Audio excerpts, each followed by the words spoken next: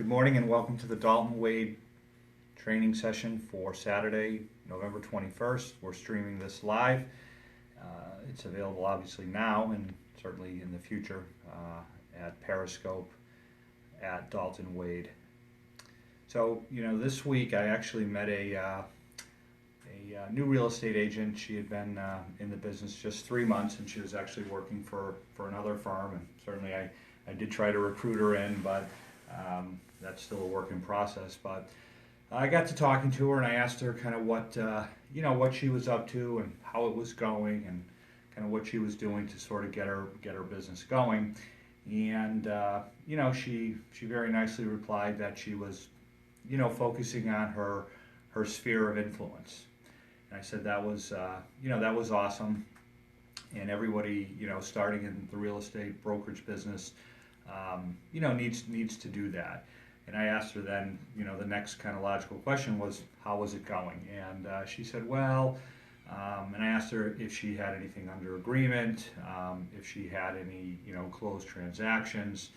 And, she said she hadn't anything under agreement, and obviously, hadn't closed any deals as of yet. And in essence, it was kind of going, relatively slow for her. So I think that kind of segues into, when you're working your sphere of influence, I think you have to, especially as a new agent, you kind of have to think of it as, something that can give you some business, but certainly you're not guaranteed to get business from it. And usually for the vast majority of folks, it's just not enough. It's not enough to actually sustain oneself in getting their real estate career off the ground. So she was spending a fair amount of time doing that. Whether that was actually 40 hours a week, it was hard to say. So really the point is that, in addition to kind of your sphere of influence, which every agent needs to work continuously, you have to do other things. It's just not enough. I mean, I've never really met any new agent that was just able to get their business off the ground and going in a significant way just through working their sphere of influence. And if you think about it, who you're going to get in your sphere of influence is the people that are closest to you.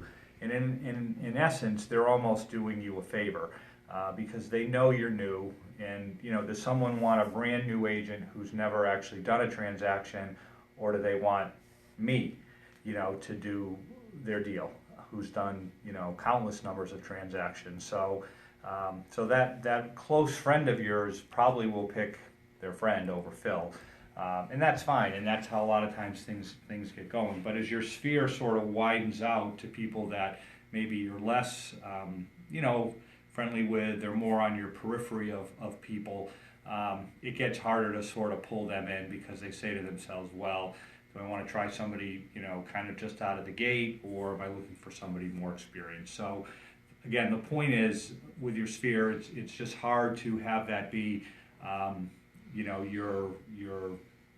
it's difficult for that to sort of be enough.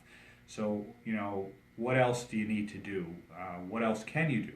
What else fits nicely with working, your sphere? So I'll talk a little bit about what's working for me, what seems to be working for some of the agents in the company. And then, hopefully that'll sort of give you some ideas in terms of where to go. So kind of the number one thing that seems to be working now for us are, our Zillow leads. Zillow seems to be producing a pretty good quality and quantity of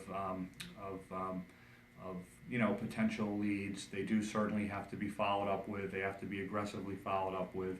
There has to be, a campaign in terms of how you're gonna, prospect them once they come in. And again, certainly able to help everybody with that. Try to develop kind of best practices. This training session really isn't, specifically on Zillow and kind of how to, how to convert more of their leads. It's just more in terms of thinking about how to get one's business going, or how to do more business if you have some business. So the Zillow leads seem to be returning somewhere, and when I mean returning, the cost of purchasing the leads versus the amount of dollars they subsequently give you seem to be running in the 6 to 7 times amount. So if you're spending $1,000, you should be able to generate $6,000 in commissions, and if you do that every month, you've got a sustainable model. If $6,000, it's really $5,000 because you've got 6 and you paid 1, so you actually made 5. But most things you can't get 6 times your money, so that's pretty good.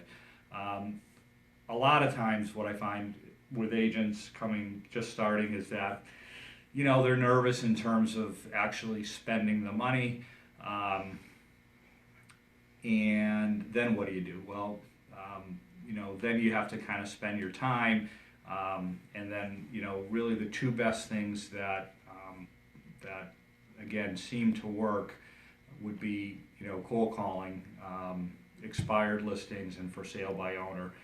And we talked in the last couple of training sessions about both of those groups, and again, just to kind of break it down to the numbers and what you can do and what you can expect. It takes about an hour to call 10 people, 10 either expired or 10 FISBOs, and that's getting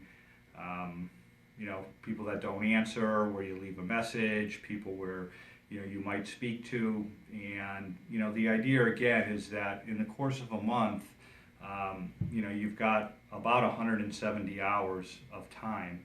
If you're working a 40-hour week, if you're putting in a 50-hour week and you're really jamming to kind of get your business going, you've got over 200 hours, and what are you doing in your time? So if you said, okay, in the course of a month, I'm going to call 200 people, so you do 10 an hour times 20 hours in that month, that's 200 people called. And again, what's reasonable to expect? Well, if you got 2 appointments out of that and then one listing, that's awesome. So for 20 hours of your time, you ended up getting one listing.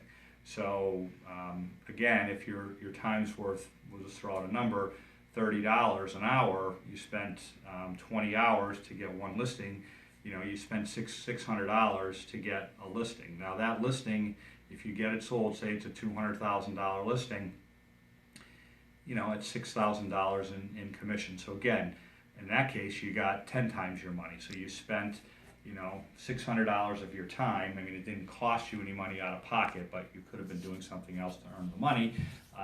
You got, one listing, $200,000, and you sold that listing, so you got $6,000. Now, again, the thing that the listing can do for you is if you're all set up correctly on the internet, which certainly help you do, and make sure that your listing gets distributed correctly, and if you're spent a little bit of money and become a premier agent, I think it's $50 a month on Zillow. It's about the same on Realtor.com. You're going to be the only agent on your listing. So everybody's seen on Zillow. Some listings have the listing agent, and then there's 3 other people. And why that is because that listing agent either hasn't set up an account with Zillow, or they're not paying Zillow the $50 a month to be what's called a premier agent. So they've got competition. If somebody's looking on their listing, that potential buyer might click on another agent and contact them instead of you as the listing agent. So by spending the $50, you can completely get rid of that. You're the only person. They can only click on you. So then what happens? They click on you. You get right back to them. You show them the property, and your goal is obviously to sell that property. But most times that buyer probably isn't going to buy that home. But the reason why they contacted you is because they don't have a buyer's agent. So then you can segue that person into Why don't you have an agent? The listing agent represents the seller.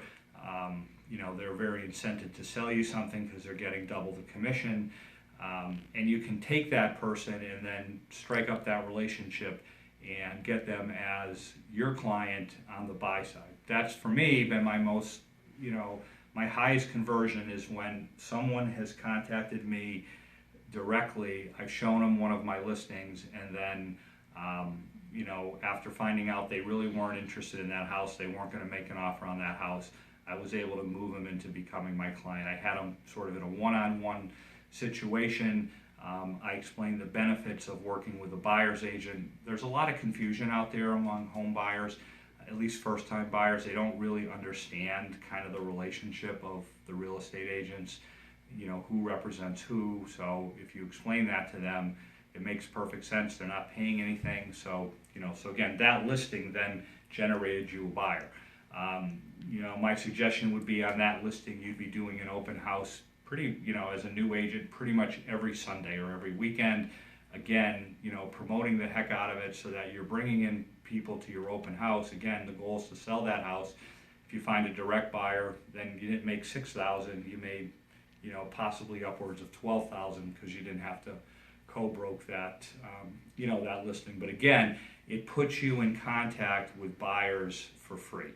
You didn't have to pay for them to come to your open house. They just come.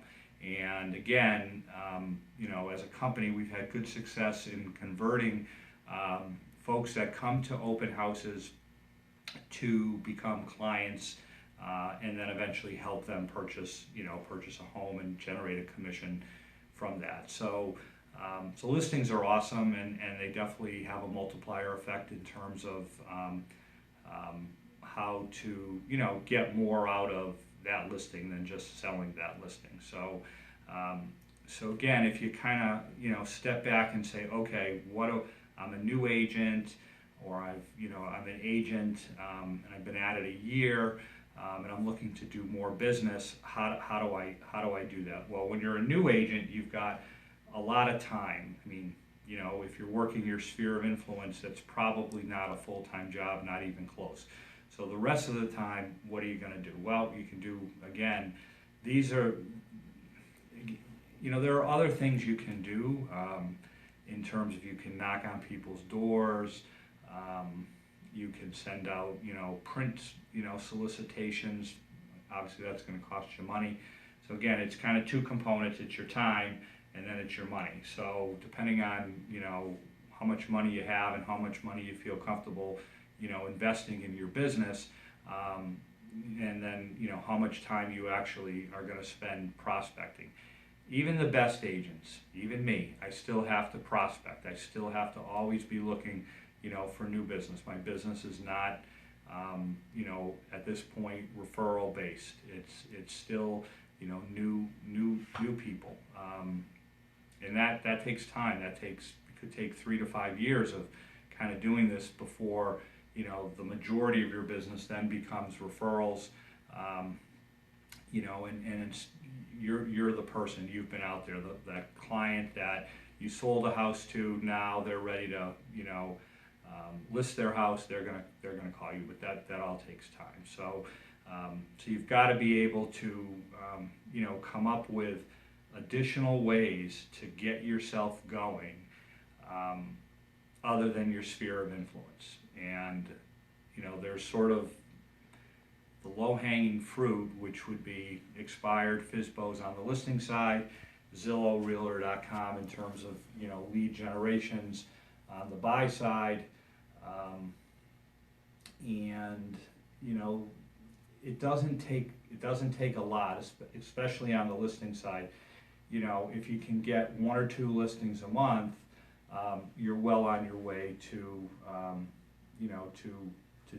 to probably doing more business than you ever thought possible. But the common denominator that I see in new agents that don't kind of get it going is they don't really do anything.